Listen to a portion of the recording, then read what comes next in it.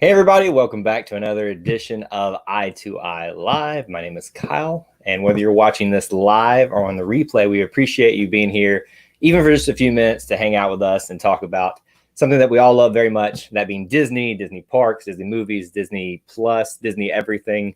Disney owns Hamilton now, apparently. So if it's Disney, we talk about it here.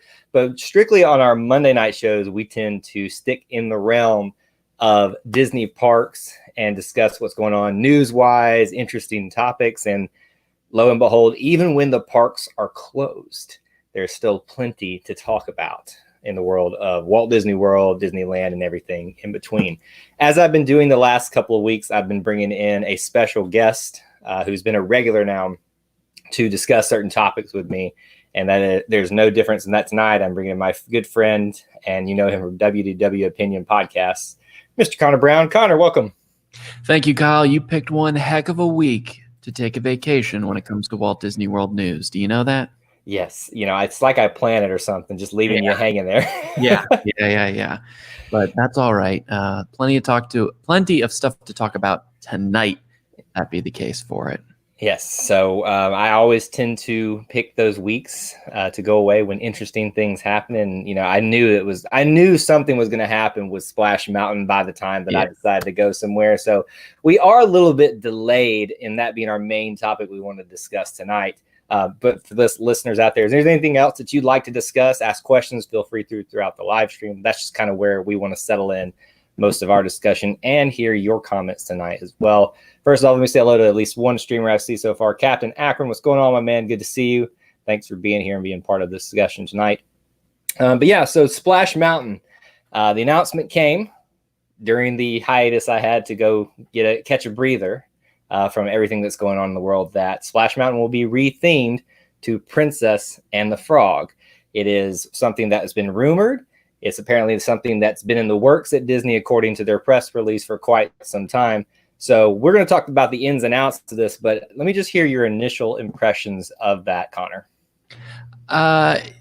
It's always tough because when you look at something like Splash Mountain, that is based on a controversial film, right? In Right. Song of the South, a film that's been locked away for many, many, many years. It doesn't really come as a surprise to the diehard Disney fan.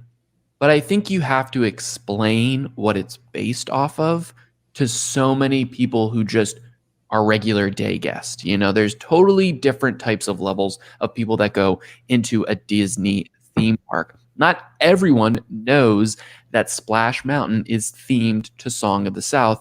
And then on top of that, not everyone then knows what Song of the South even is. So I think if this was ever going to happen, now was going to be the time to do it, of course. Right. I think you have that idea, that notion of always, well, just because there's characters from Song of the South, it doesn't necessarily mean it's tied it in. And I don't think people give Disney enough credit for the fact that they took a frog, a rabbit, and a bear from an animated movie, and they put them in an attraction and made it so they were just characters in an attraction. For the longest time, I thought that's what they were. I thought that they were just like Figment. Figment was made for an attraction in Epcot. I thought they were just made for an attraction in the Magic Kingdom and in Disneyland. But, you know, as you come to find out, that is not the case. I was taken by surprise just because I think it's just another big news story in our lives. Right. 2020 has been, you know, kind of just overrun with gigantic news stories and things like that. I'm sad because it's one of my favorite attractions of all time. You know, I talk about it on the podcast all the time. It's the best bang for your buck attraction. Oh, yeah. It goes on for so long in there. So it's so worth it.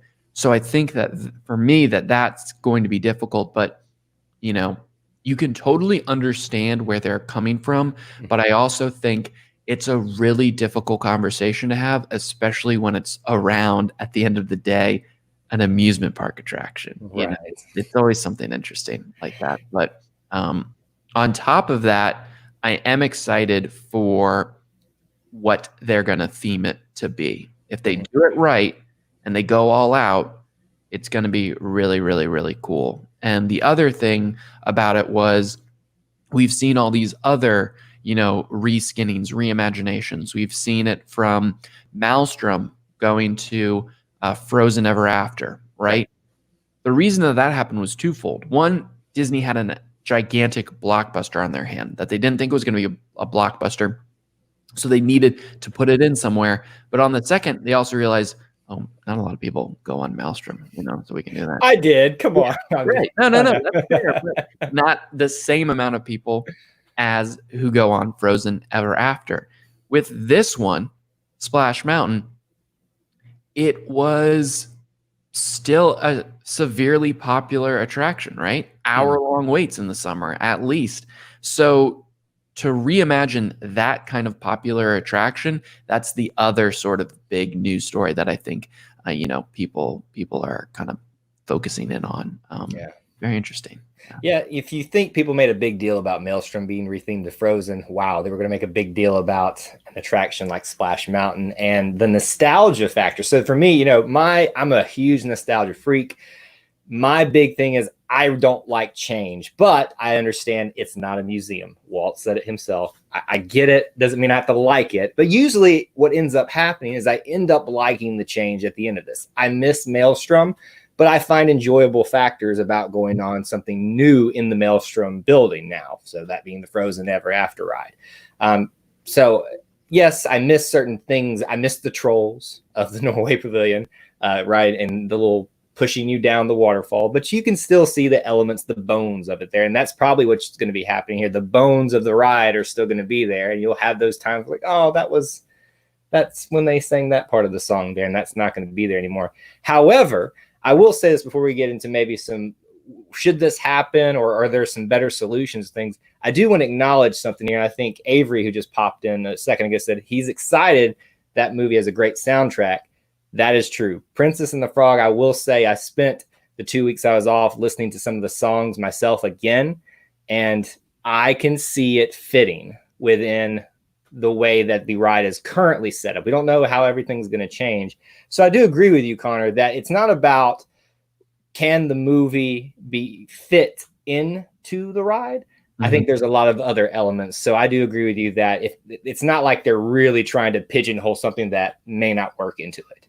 Right. And another factor of this is if you're a diehard Splash Mountain fan, over the last few years, you've probably noticed, wow, it's kind of taken a turn for the worse. It's so difficult to operate that ride. There's so many different elements. There's water going above water. If you think about it, like that's got to be difficult to work with. And then there's so many animatronics. I mean, there's so many animatronics that are in there that have been in there for 30 years. So constantly having to keep that up. They have to close it for a month every year to drain everything so that they can get to certain maintenance areas that they can't always get to every single night. Hopefully what this retheming will do is bring new life to it across the board. We're going to get a lot of physical reskinnings on those animatronics in there, but I think we're also going to get some new ones in there as well. But a big thing that I want to talk about is the fact that this isn't going to happen in a year from now. Probably won't even happen 2 years from now. I don't see this happening for a very long time. I think the announcement was made because of things going on in the world. I think it was a total time and place decision by Disney's part. But you can't say, look at all these other projects that they have going on. Look at all these projects that are being cut, that might be cut, whether it's a resort or things with Epcot that have already been announced that might be on the cutting room floor. Things are being cut because the parks haven't been open for months now. They're losing money. This is going to be a huge, huge, huge project that Disney is undertaking. They already have a bunch of other huge projects that they still have to, complete. Tron right across the way in Tomorrowland. Guardians of the Galaxy, Cosmic Rewind, and even Remy's Ratatouille Adventure in Epcot is just sitting there, waiting basically to open. So there's a lot of things from a budgetary standpoint and from a timing standpoint that it's going to take a while for this thing to come online. Yeah, Disney's not been known to turn the tables on getting something out, even a reskinning, very quickly. And part of that I'm thankful for, because I think part of the Disney magic is they do things so well. So my preference would be they take their time and get it right. Avery even says that he's thinking it'll be 2024, 2025. That's pretty far out when you think about it. And I do agree with both of you that this isn't happening next year. We've got a 50th anniversary. Now, if they somehow pull off a reskinning in under a year, I just don't see it happening. I don't even want them to try, right. Because one thing gets, thrown in that and it just causes quagmire, it just gets out of control. And that's going to just mess so many other things up when it comes to that. So it is. Got other people popping in the chat. I want to say hello real quick. Alex is here. Austin Lee, thank you for being here as well. Says very excited for it. What a guy. I take it that is. Yeah. Tori's also here. And thanks for being here. As you guys do come in, please make sure you smash that like button. It does help the stream out a little bit. So let's talk about, this is a change that's going to happen. You don't make a press release like this in the certain times it is and not go through with it. So this isn't a factor of this is going to happen. So people like me who are nostalgia freaks just need to get used to it. And that's what I've been working on the last 2 weeks. So where do we go from here? I think one of the bigger issues is, does it fit in the lands? Now let's look over at Disneyland. You look at that map, 100% fits the theme. Like that, I mean, I'm actually excited that they're going to do that at Disneyland because of how much it's going to enhance New Orleans Square. I mean, it's based out of New Orleans. Then you've got Walt Disney World. Frontierland, yes, this was an attraction based off the South, not really Frontierland. It was already a bit of a stretch. But then you'd try to squeeze Bayou, New Orleans, that type of feel into it. I think that's another big rub area, Connor, where people are having some issues with this. Yeah, and to highlight the Disneyland thing, again, it's not that this ride is in, Splash Mountain isn't in New Orleans Square right now, but it's so close that it's just going to be an extension of New Orleans Square, which makes perfect sense for them. This, I kind of go back and forth on it because the back of my mind, it's always saying, well, yeah, we do have Frontierland, but this is a movie that's based in Georgia, right? The South area. So New Orleans is technically more west than that. I get it. Great point. But at the same time, I think this might sound weird, it was the dirt that made sense, right? Mm-hmm. The red clay hills of Georgia that they were trying to showcase in Splash Mountains tied in so well with Big Thunder Mountain, the rock structures for that. So I think that's super, super interesting. I think it'll work just in the sense that if you kind of treat it like a swamp in a way, it still kind of makes sense to me. Because when you look at Tom Sawyer Island, and we'll talk about that in a little bit, that's a very, kind of the same area along the Mississippi River. It's probably a little further up, like in Arkansas, Missouri sort of area. But I feel like that ties in fairly well with Frontierland. And as long as it kind of keeps into that sort of theme, then I'm all right with it. I think I've totally come around to where it is located. But again, it's taken me a while to kind of process that and get through it with that. And we also want to talk about giving, Princess and the Frog its due. Mm-hmm. I don't know where else it would have fit in Walt Disney World. So yeah, it's definitely a story, and Princess Tiana is a princess that I think deserves her due because of such a great story behind it. I mean, the catchy music alone is worthy of trying to incorporate that into something. And as we've already said, probably can work very well in the way Splash Mountain is currently set up right now. One thing I do want to bring up that I love that you brought up in rationalizing how a ride about the South fell into the frontier, the dirt, the color of that. You tend to forget about the actual region it's representing because maybe the colors, the structures seem to flow enough to where it doesn't bleed too much or stand out too much. It bleeds into each other. I wonder though, the bayou, that, and it's from some of the concept art we've seen of the reimagining of this, I see a lot more green and I see a lot more foliage. I wonder, it could fit in with that Mississippi River type of thing with Tom Sawyer Island. I wonder though, Connor, will that stick out a little bit? I think it will, just for the fact that it's in between Big Thunder and the rest of Frontierland, right? If it was flipped, if Big Thunder was closer to Pecos Bills, was closer to the Country Bear Jamboree, and then Splash Mountain was further down, I think that would make sense because it could tie into Fort Langhorne across in Tom Sawyer Island more. But I think it goes frontier, swamp, frontier. And that's a big kind of, mountain to climb over. So for me, that's going to be interesting to see. And there totally is a lot more foliage involved in that artist rendering. One thing we also have to keep in mind is this is coming to Disneyland and Walt Disney World, but we only have one concept photo right now. To me, that concept photo looks like Walt Disney World, just from the way the logs are in that. They, right now, Splash Mountain on both coasts, look similar, but I can totally tell them apart, So I'll be interested to see how far they go with the theming in Disney World versus Disneyland. Is it going to be basically to a T, like, Galaxy's Edges on both coasts? That'll be interesting to see. Yeah, it will be. How much variation will there be in something that's going to take across both parks there? And, there's always that argument, too, is some people don't want the same things at each park. They want reasons to go see something new at Disneyland or Walt Disney World. So there's that side of the argument as well.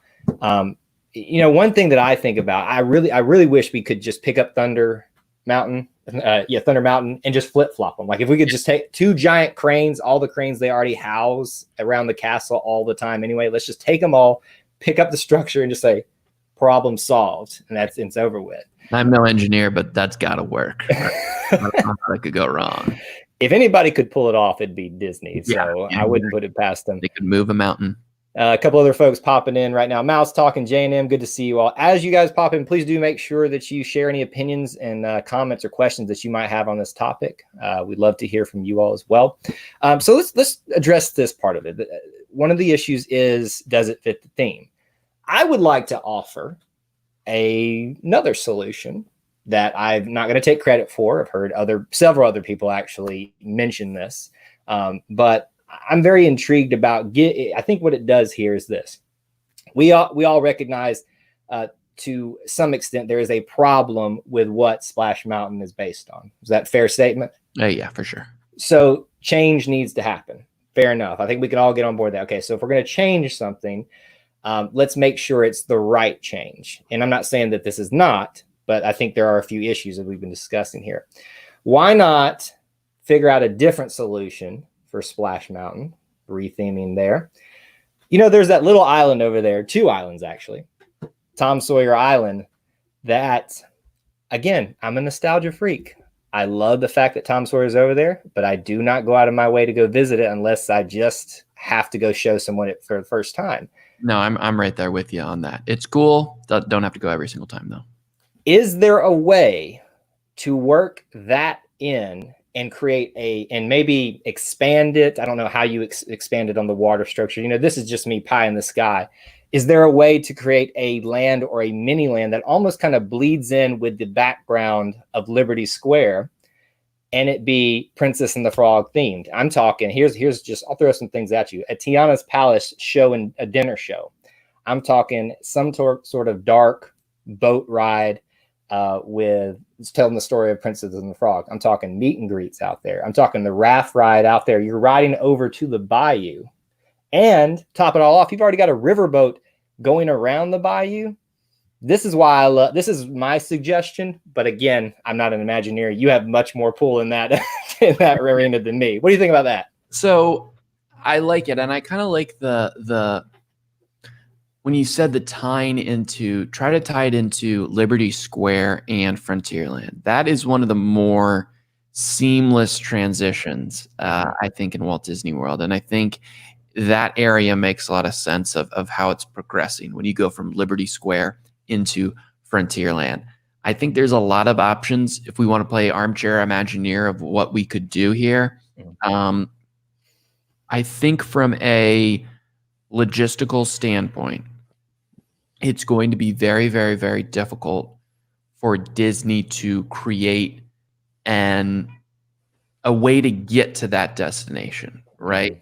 So I think that's a huge challenge that Disney would have to consider if they're going to take that. A big rumor that's going on right now is the fact of taking Rafiki's Planet Watch, and this is a total rumor, and making it a Zootopia-themed land. We have Zootopia Land coming to Shanghai, I believe. Yeah. So if we put it in Animal Kingdom, in Rafiki's Planet Watch, that's great. The only issue is, in order to get to that new land, you're going to have to take a train. If you want to invest all this money in a certain thing, Disney's going to be a little scared with the fact of, and then they have to get on another method of transportation to get there. Oh, well, what if it is actually super popular? Those rafts aren't going to hold it. We're going to have to invest more money in that sort of infrastructure. I like that idea. In theory, in execution, I think something else would need to go. A riverboat might need to go so that you can produce a pathway into there. Yeah. I don't know if we would want to see that or whatever.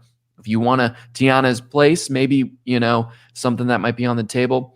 Golden Horseshoe, which is basically Diamond Horseshoe, which is seasonal for the most part in Walt Disney World, kind of right next to the Liberty Tree Tavern.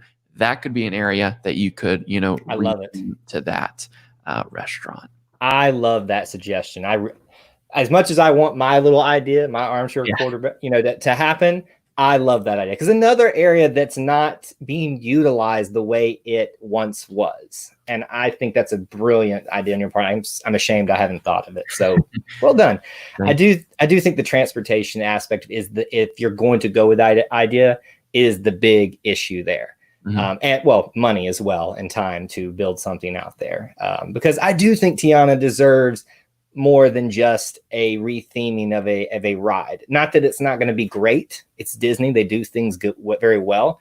I do just think that she deserves more than that. Almost a land or a mini land to herself, because it's such a unique environment. The bayou. I mean, heck, we got New Orleans Square out in Disneyland. I mean, I think it sets itself well up for great storytelling.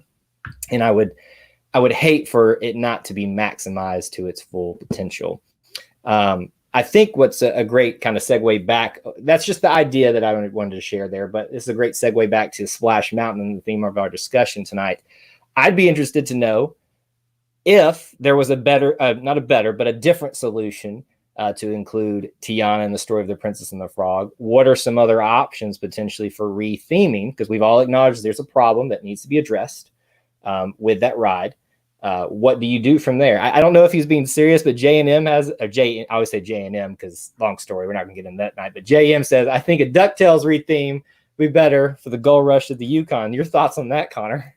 So here's my thing with that. Does DuckTales fit into Frontierland? No, it doesn't. Would I want to see it? You bet I would want to see it. There are certain things, Kyle, where I'll fall on the sword. I'll take all the bullets I can to make sure that something sticks to being rethemed, sticks within theming as much as possible. But if you want to throw the DuckTales in there, hey, wherever you want to fit Huey, Dewey, and Louie, I don't care. You put them in Tomorrowland, put them in Tomorrowland, put them in Adventureland, put them in the France Pavilion. I don't know how you're going to work that in there. Put them in the France Pavilion. I am game for the DuckTales. JM, let's do it. I already have an image of Connor coming over the top of Splash Mountain, and as he descends down into the abyss, going woo, and it's like a hurricane. Maybe forget Frontierland. Just make Duckburg. Duckburg is forget Zootopia. We're going to Duckburg out of Rafiki's Planet. I would love it. I love me some ducks. I do I do want to do this real quick. Everybody, if you have some suggestions about, not just about like what should Splash Mountain be a better retheming of, but anything in general about this topic, please share it right now. But I do want to give Conor a chance to talk about what he's doing with his podcast this week and the episode that they had just come out. So Conor, why don't you share a little bit about that?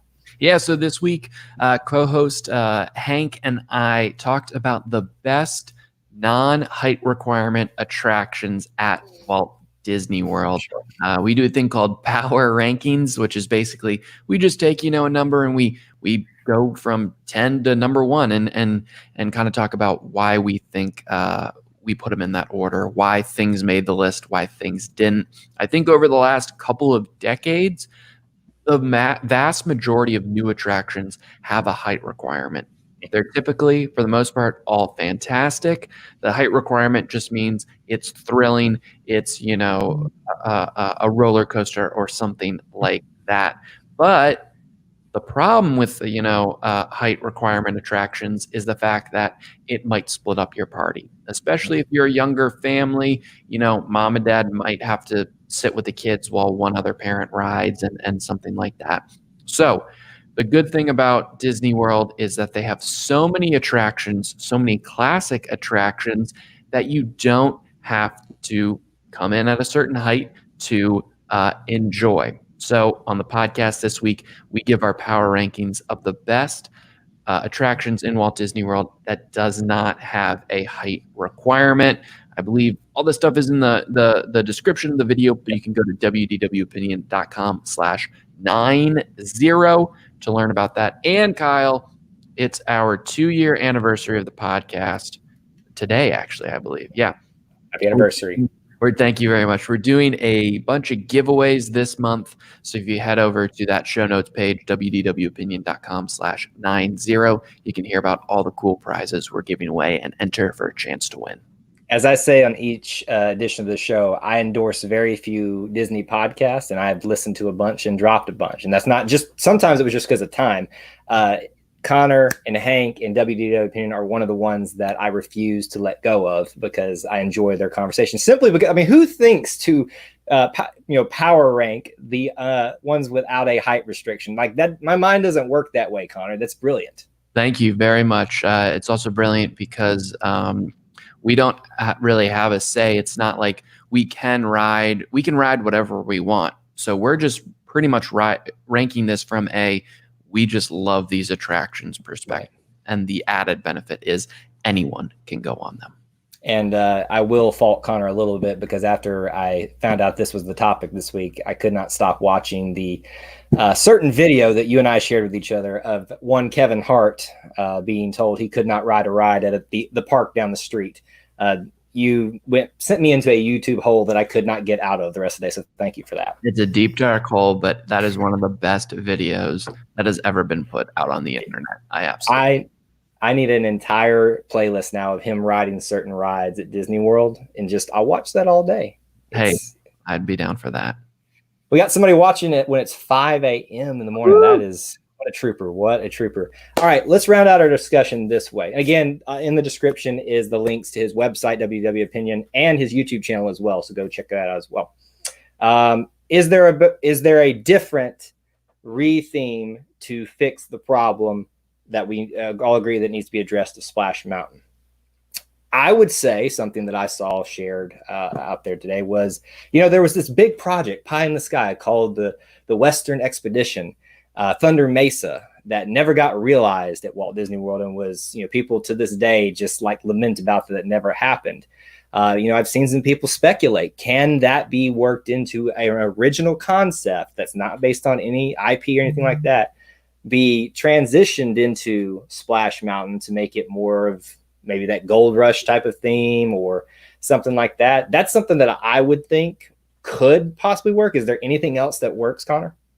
I like that idea, especially because that was something that was created by one of Walt's 9 old men, Mark Davis, who did incredible work on a lot of attractions, but he was also an original animator on Snow White and the Seven Dwarfs. He's the guy behind Tinkerbell, Cruella de Vil. So he's incredible. That was his baby, the Western River project, and it was basically going to be a Pirates of the Caribbean with cowboys and things like that. I think that would be very, very cool.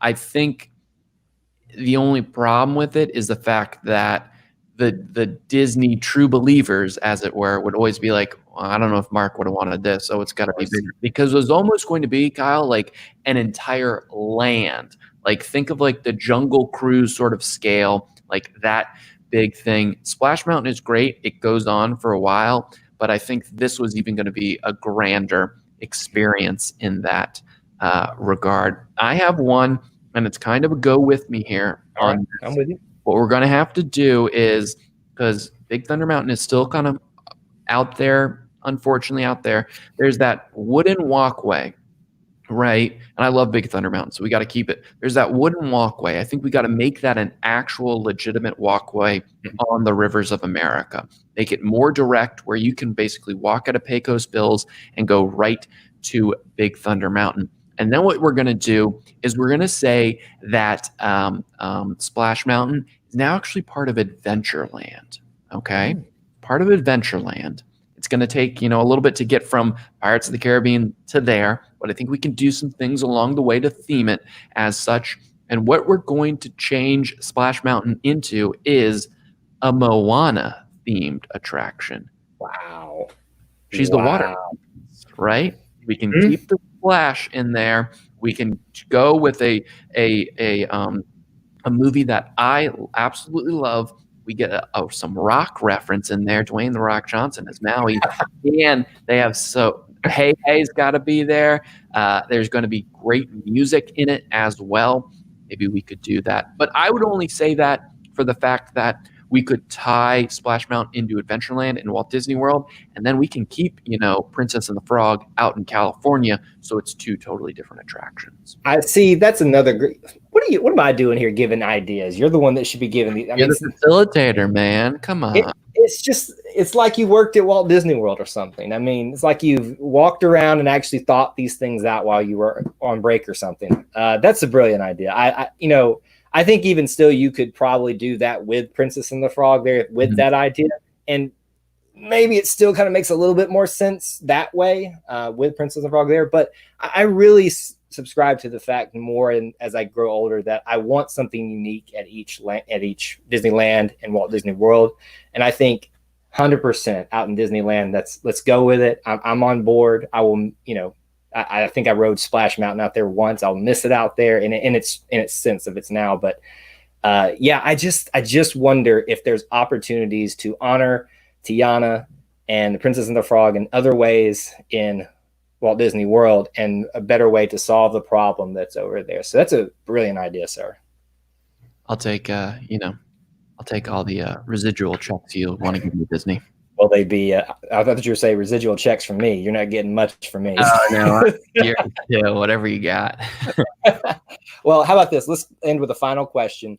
What song? Let's just assume that everything goes as it's announced right now. Princess of the Frog is going to be taking over Splash Mountain, and that's just the gist of it. What's the one song from Princess and the Frog that you're most excited to see portrayed in that ride? None of them. I'm excited for Zippity Doodah to stay in that ride, actually. Do you think that actually would happen? I don't know. I hope so. I don't know. I think, if we look at something like The Many Adventures of Winnie the Pooh, there are subtle references to its predecessor, which was Mr. Toad's Wild Ride. Mr. Toad's Wild Ride still out in Disneyland, not in Walt Disney World. And you notice that in several other ones. I think there are World of Motion references in Test Track, things like that. So I would love for there to be hidden, sort of like Easter eggs in Splash Mountain. If they could work even just, a whistling of the song or something into it, I think that would be really, really, really cool. See, that's what I was kind of thinking. If they went with my idea of somehow putting the Western River Expedition theming in there, I could see at the very end of it, some just like poor little, miner off to the side by himself, just whistling Zippity Doodah. And right there, my little heart would just like, okay, I'm sad it's gone, but that right there wins me over 100%. Awesome. I'll just throw out this, great music in Princess and the Frog, dig a little deeper. I could see it working at the end of that last scene of Splash Mountain. So we'll leave it at that. There's a lot more time that we could spend on this discussion tonight, but we'll leave it. Maybe we'll have some other people come back in future weeks and want to share some thoughts on that. Conor, thank you so much for being here and being willing to talk about a very tough subject, but a very important subject. And I've enjoyed hearing your perspectives. And now I just realize I need to stop offering my suggestions and just defer to you from now on. Hey, I'll take that. I'll take that every day of the week. But guess what, Kyle? Walt Disney World's also opening up this week. That's a big deal. And, you know, we're getting closer to everything going back to normal. Still a ways off, but we're getting close. Would you say that we're almost there? Yeah, maybe. Yeah, I guess I would. See what I did there? Yeah. All right. Thank y'all so much for joining us, whether you watched live or on the replay. Really appreciate it. Check all of Conor's stuff out at WDW Opinion. It's all in the description below. Hope you can join us next week when we're back talking about some Disney Parks news. Until we assemble again, may the force be with you, and we'll see you real soon.